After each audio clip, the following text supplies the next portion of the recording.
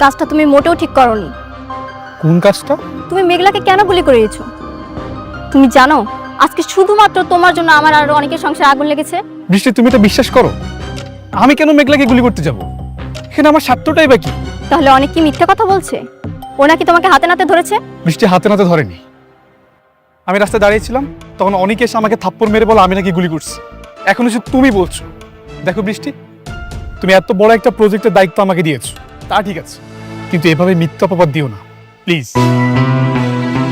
দেখো, আমি তোমাকে কোনো অপবাদ দিতে চাই না।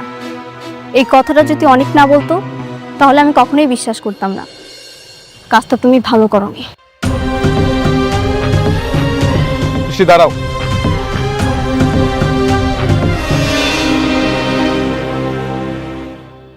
এই পৃথিবীতে সবচেয়ে বেশি ভালোবাসি আমি তোমাকে।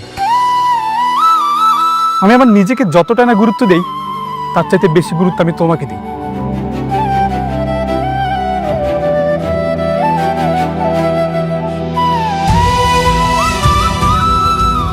বৃষ্টি, তোমার মাথায় হাত দিয়ে আমি কসম খেয়ে বলছি, আমি গুলি করিনি।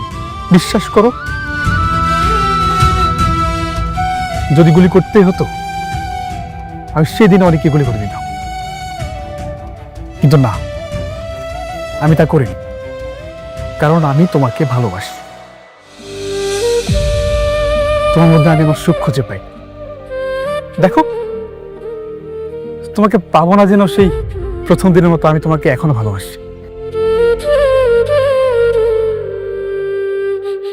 ঠিক আছে, আমি এই বিষয়টা নিয়ে আবার অনেকের সঙ্গে কথা বলবো, তুমি কিছু মনে করো না। আচ্ছা ঠিক আছে, আমি চলে যাচ্ছি। দাঁড়াও, আমিও বের হব।